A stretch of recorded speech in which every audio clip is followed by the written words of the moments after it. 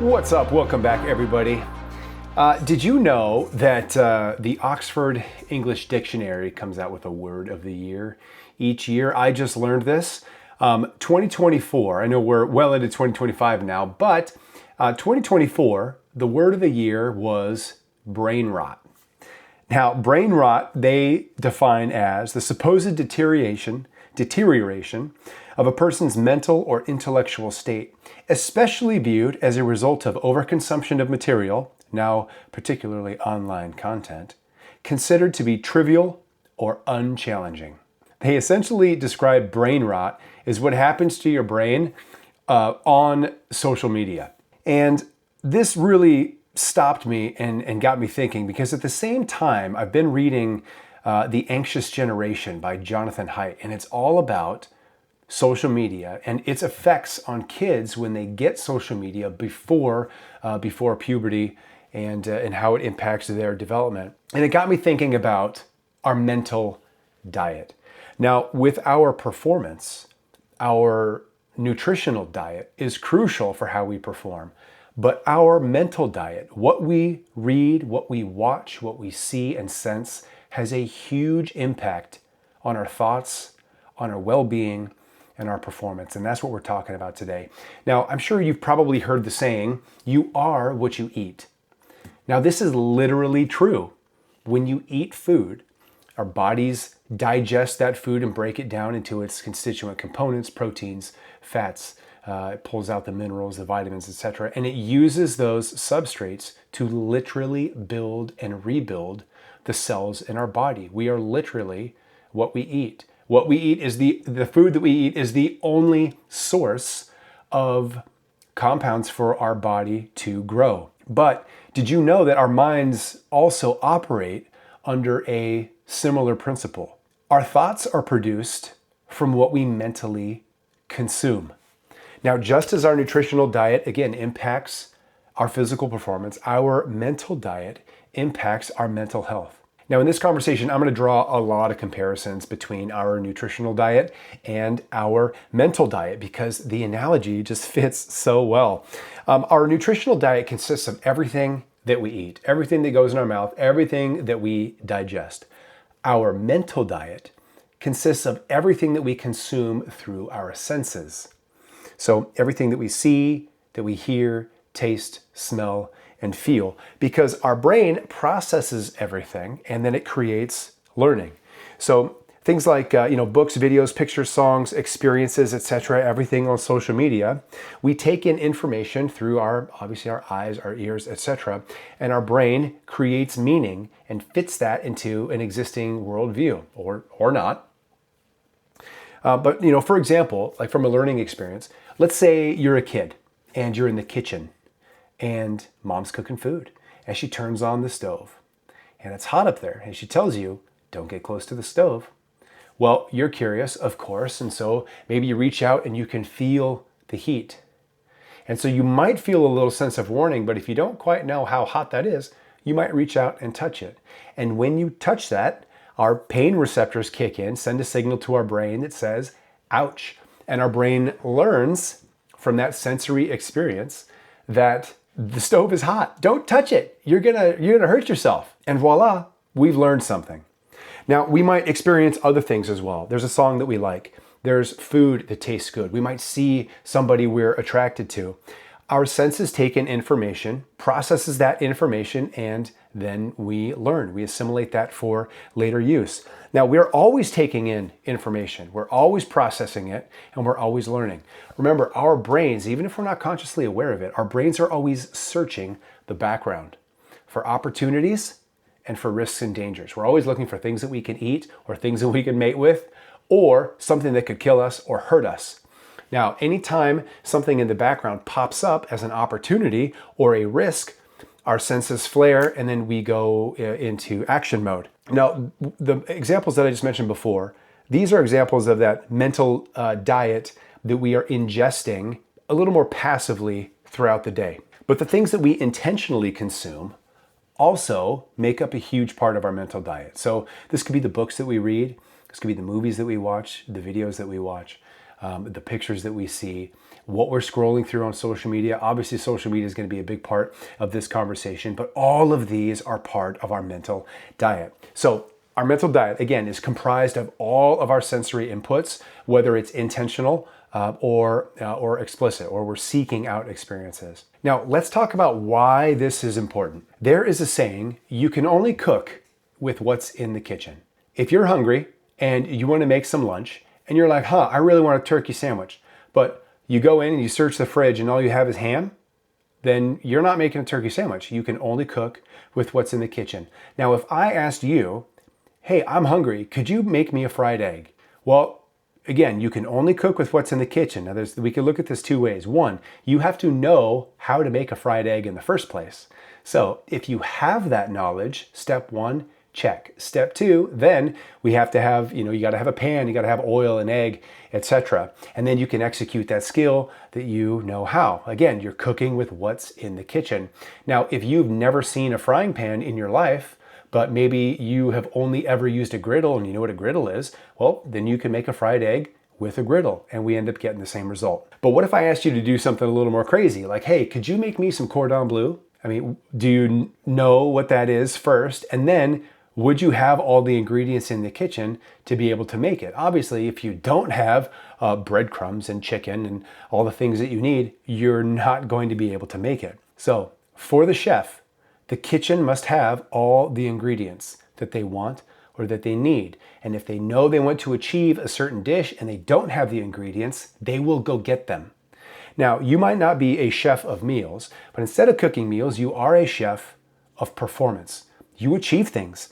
You take action, you make decisions, you solve problems, you speak words.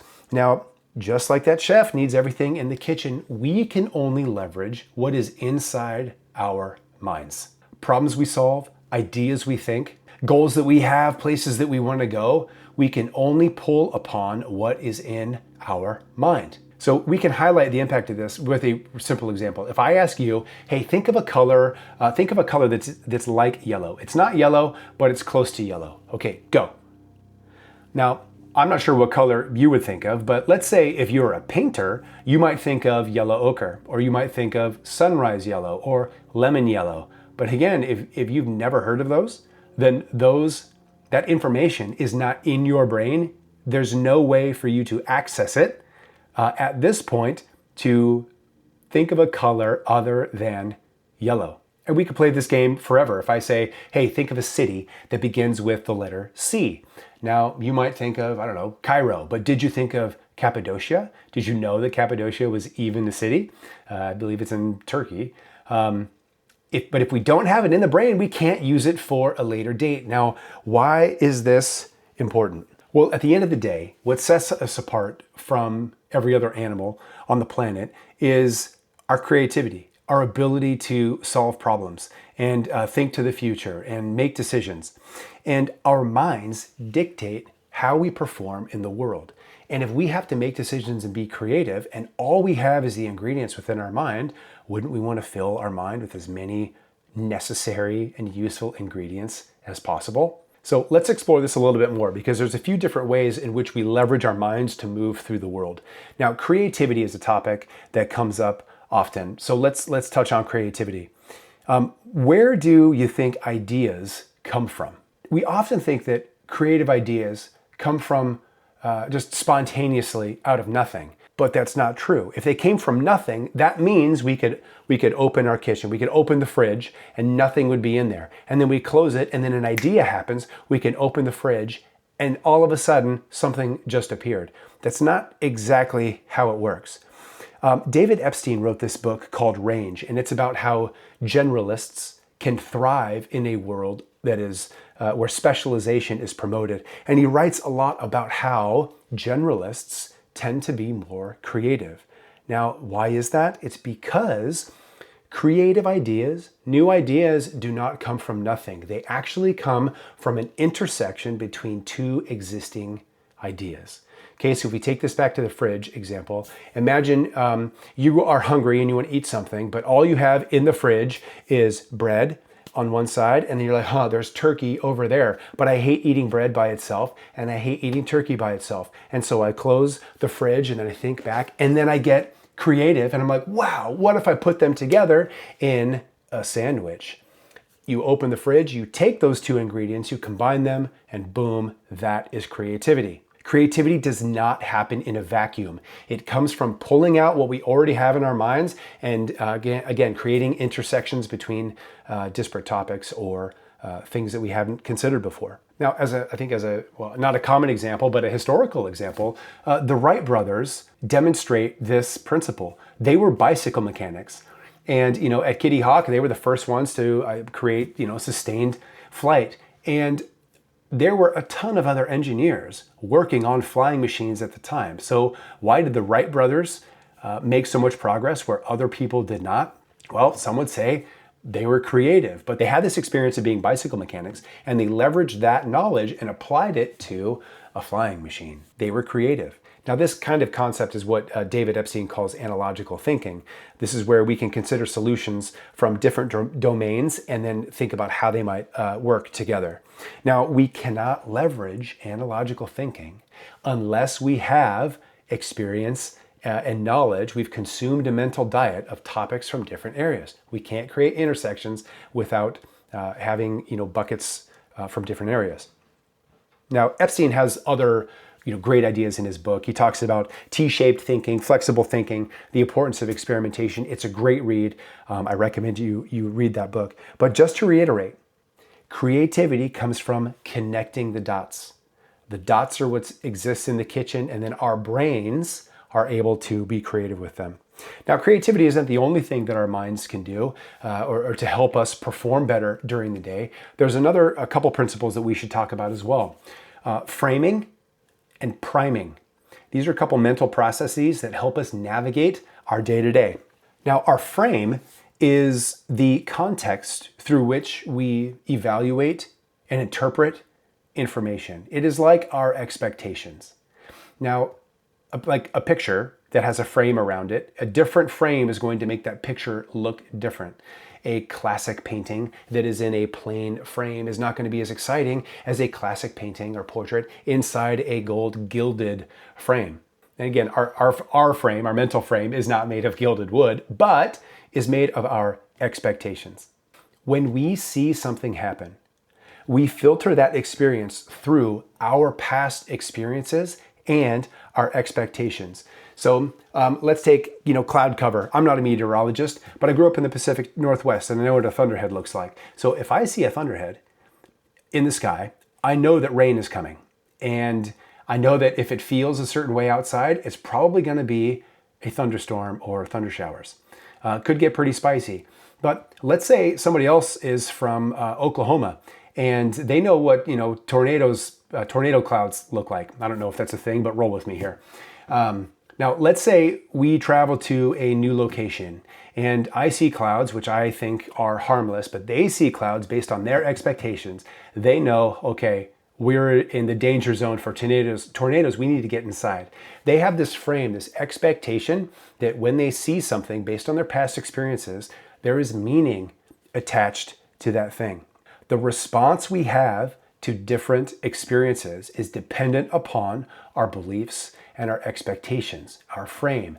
Now, guess where our beliefs and expectations come from? They come from our mental diet. All of our past experiences are part of our mental diet. Remember the hand on the hot stove? We learned and we created an expectation that a stove equals hot and dangerous, don't touch. So frames are very powerful in how we move through our day-to-day and how we perceive things around us. But that's not the only thing. There's another thing that we leverage called priming. Now, priming is a bit different because that's where we have an idea that is almost like planted in our mind, and then our behavior is changed because of that idea. Now, back in college, in psychology class, everybody learns about the priming study that I believe kicked this off, performed by a guy named John Bargh, if I'm saying his name right, it's B-A-R-G-H. But this was back in '96. And as part of this study, participants were asked to unscramble sentences that contained words that were either neutral or they were associated with old age. So the old age words that they were asked to unscramble included things like wrinkle, Florida, bingo, and gray. But the real study was after the participants left the building. Researchers timed them for how long it took them to walk from point A to point B. And they learned that when students were primed with words that made them think of old age, they walked slower from point A and point B to point B. And they didn't even know it. They didn't even realize it. This is the power of priming, putting an idea into our mind, and then our bodies, just in our actions, naturally follow. But let's get more explicit here. Priming is we consume something as part of our mental diet. It has an impact on our thoughts, and therefore we behave differently. Now, Barg's experiment used implicit priming. We can use explicit priming. There's a reason why in most self-development workshops and books, everybody recommends writing down your goals and reading them repeatedly. Why do you think that is? It is an explicit prime where we self-incept an idea into our minds about where we want to go, what's important, and what we should be looking for, so that our behavior will naturally follow. There's no magic here. When we write down our goals and read them often, we do behave more in alignment with those goals. Now, this concept of priming leads into another concept about how we use our mind to perform better. And it's simply around our thoughts and our attention. Now, you might have heard the phrase, where attention goes, energy flows. And so many wise people throughout history have said something like, you become what you think about. What you think about all the time, you become that thing or that person. The fact is, our thoughts dictate our actions and behaviors. Our beliefs impact our assessments of a situation, which impacts how we feel, which impacts how we behave, impacts our results. I mean, it's just one big loop. Our thoughts are crucial to our performance. Now, our thoughts and our beliefs are shaped by our experiences, by our mental diet, everything that we're consuming through our senses. It creates an internal picture, or internally it creates an external picture, a set of expectations of the world around us. And just consider this. If you find yourself scrolling social media and you're doom scrolling, and it's just a bunch of negative stuff, and you see a ton of articles about how the world is getting worse and worse, you are more likely to develop a belief that the world is going to hell in a handbasket. However, I mean, the data shows that right now is probably the best time to be alive on the planet. Steven Pinker actually wrote a book about this called The Better Angels of Human Nature, or The Better Angels of Our Nature. It's a great read, but it's all about how, crime rates are down, mortality is down. And if you look at news, you would think that just everything is getting worse and worse, but in fact, that is not the case. Our mental diet contributes to how we see and perceive the world around us. It influences our thoughts and our attention, and therefore our energy follows where our thoughts and attention go. Now, on the other side, if you consume content, whether it's social media or books or movies, etc., that is positive, and you fill your mind with those positive thoughts and ideas, positive thoughts of personal development, content that makes you feel good, you are more likely to hold a positive outlook around yourself and everything around you. And we know from positive psychology that a positive brain outperforms a negative or neutral brain. That comes from Sean Achor, by the way, in The Happiness Advantage. Okay, so what do we do about all this, right? The mental diet is important. It shapes everything about how our mind creates expectations, thinks about experiences, where our thoughts and attention go. What do we do about this? What can we do about our mental diet? Well, here we have kind of a corollary like we do with our nutritional diet. There are many different diets out there nutritionally if you want to get healthy. There's a ton of different diet plans and they all work. But the one diet that doesn't work is the standard American diet. The standard American diet is the reason why obesity is at an all-time high. It is why chronic disease is at an all-time high, and cardiovascular disease, hypertension, diabetes, yada, yada, yada. The standard American diet is full of excess carbohydrates and fats, sugars and fats. Excess calories are not good for us. But when we get the right balance of macronutrients, proteins, carbohydrates, and fats with our vitamins and minerals, then we can be very healthy. So just like there's a standard American diet, we have a standard American mental diet as well. Now, again, I was reading The Anxious Generation by Jonathan Haidt, and he shares some statistics about the impact of social media on kids when they get a hold of social media before they hit puberty. And they are at increased risk for things like depression and anxiety and even suicide. I mean, holy smokes. And so without pulling stats from his book, I went to ChatGPT and I asked about screen time in America, and check out some of these stats that come from the all-knowing internet. Take these with a grain of salt. But this will give us an insight about the scope of the challenge here. So the average American screen time is about 7 hours a day. 7 hours a day on screens. Now, I don't know if this also is inclusive of work time or if this is just, vegging out time. But 7 hours, that's quite a lot. Now, if we look at social media usage, it's about 2 hours and 15 minutes are dedicated to social media. So if we break this down by age, teens age 12 to 17 on average spend 4.8 hours a day on social media. 4.8 hours. Gosh, I'm just thinking, imagine what you can do with 4.8 hours of focus time a day. Now, young adults age 18 to 24 is a little bit less, 3 hours and 6 minutes a day. As we go up in age, 25 to 34, 2 hours and 20 minutes a day.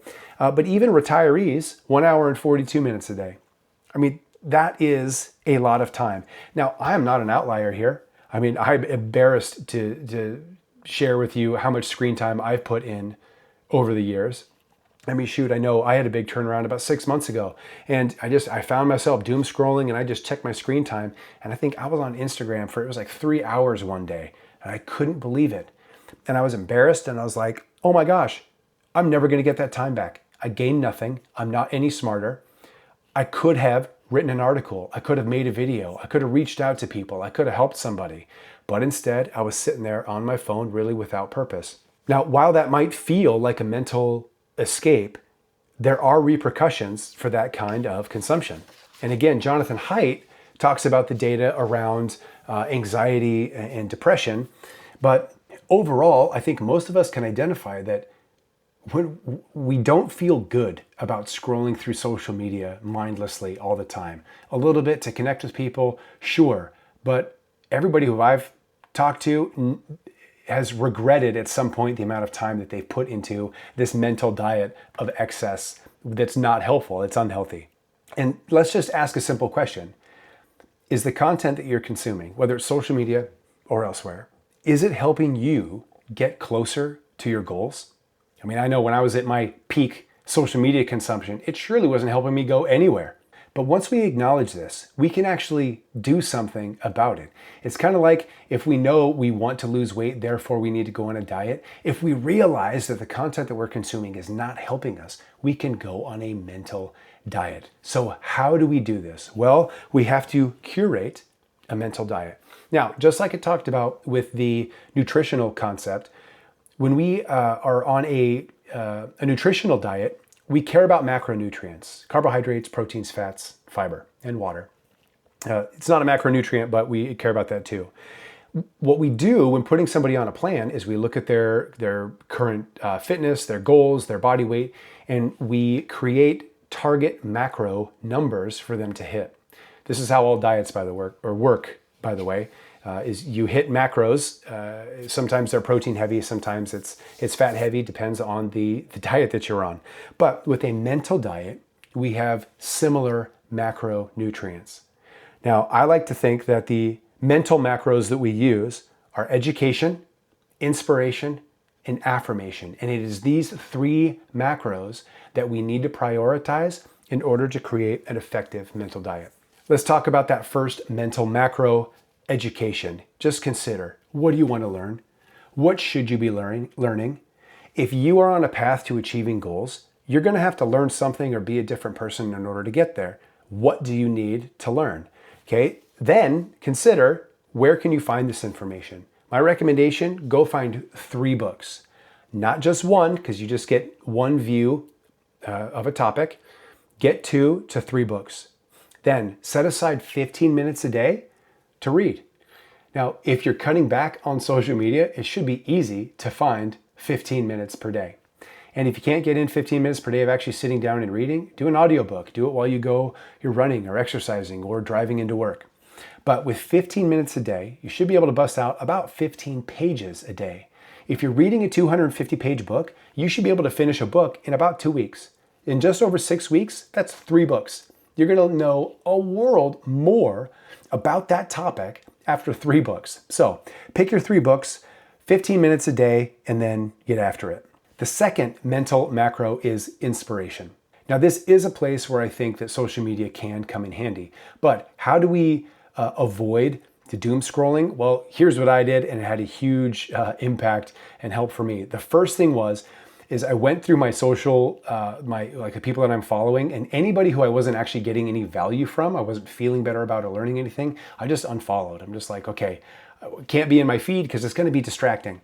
So after that, what I did is I went through and I made a list of 10 to 15 people on all the platforms that I'm on whom I value their content. I learned from them, or I feel awesome and inspired after seeing what they're sharing. But instead of going through their content through the feed, I went online and I took a link to their homepage, to their social page, and I put that link in a document. Then I clicked on each link, I went to their page, and I engaged with their last 5 to 6 posts, basically to tell the algorithm, show me more of this stuff. And I did that for 10 to 15 people. And then when I need to reconnect or when I want to go on social media to be inspired, if I open up my feed is going to be primed with those people whom I want to see. Also, if I want to make it even a shorter amount of time where I want to feel that inspiration, I will use my list. And instead of going through the feed and getting prompted to click on things, I will go right to the content that I want to see. I can feel inspired, I can engage, and I'm good to go. This will also cut down on your screen time a lot if you're being more tactical and targeted with who you're seeking out getting content from. Now, that is inspiration. The third mental macro is affirmation. This is not something you need social media for, but you do need pen and paper.